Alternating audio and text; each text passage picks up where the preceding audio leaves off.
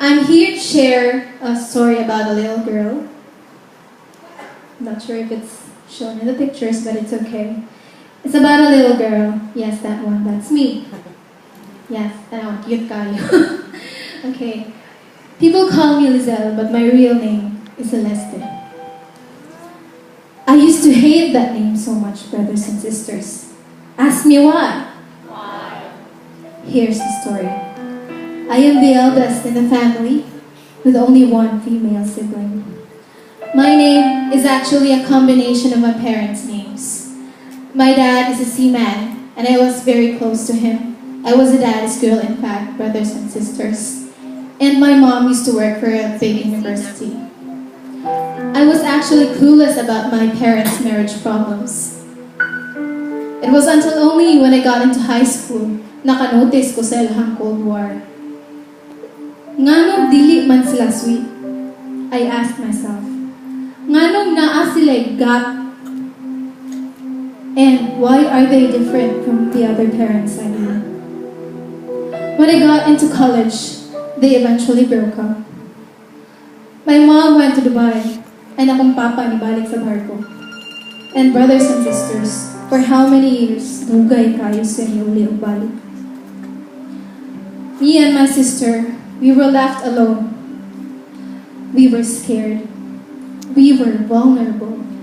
And we were very helpless. We even lost our house. Yes, I am a product of a broken home. I became a shock absorber of my parents' frustrations, even their anger. I hurt people, and I hated men so much. I failed on being a big sister. I was so broken. I was very dangerous, and I was desperate. I was hungry for love, and I searched for love, all in the wrong places. In fact, NPA ko. Ask me what's that? NPA, no permanent address. NPR ko, no permanent relationships. NPF, no permanent friends. NPC, no permanent career. The madness went on. I partied, I got drunk, and worse, I got pregnant overnight. And to cover that shame, brothers and sisters, I decided to live with my son's dad and his family. I expected acceptance and belongingness. But then, in return, I experienced extreme shame. I experienced rejection, and I experienced condemnation. And the most awful part of that, I condemned myself. But God was so good, He never abandoned me. The look in my son's face always sent a message of love and hope. God gave me forgiveness. I was able to forgive myself and my parents as well. The right opportunity came. I eventually left the dad of my son. I was able to redeem myself, and it started from scratch. I got my life back on track, and the best part, my mom came home from Dubai. The three of us decided then to mend the broken pieces back together, one by one. In 2011, I met this man named Jairus. Bad boy daw siya, pero di ko matuo. He brought me to the feast sa Camp Auditorium. Then, kilig-kilig na dayon. Our relationship blossomed. And by God's grace, 3 years na may karon.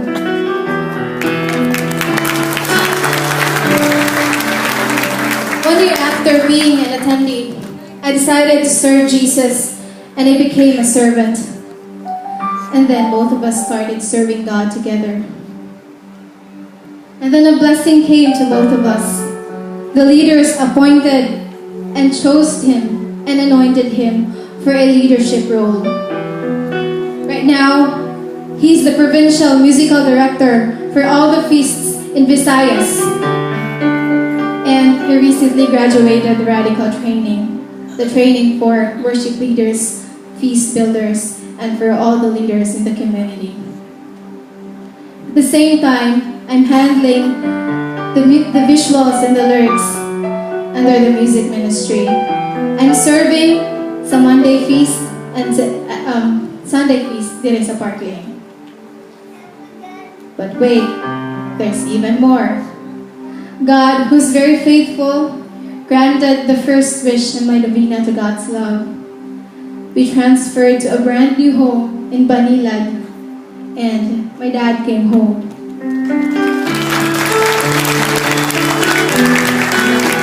The four of us had dinner together sa among bagong mabalay, and then I felt the warmth and the love. And I said to myself, this was the very thing nga akong gipangita before.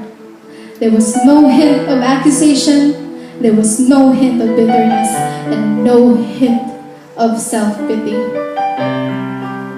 That night was an evening well spent, because it was the very first meaningful dinner together as a family, years ever since the breakup. And moving forward, Rain, my baby boy, he's now 4 years old. Preschooler, he's very smart, and he's very talkative. At the moment, he's under his biological dad's care. But the best thing is we both decided about the agreement of my child's custody.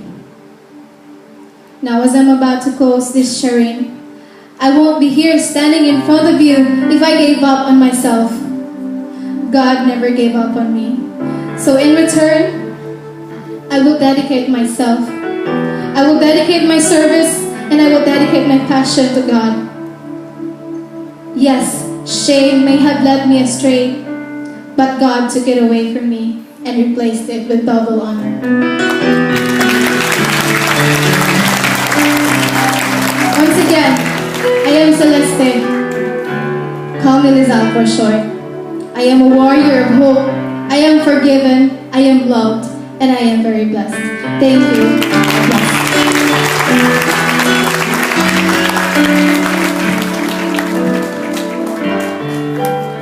Amen.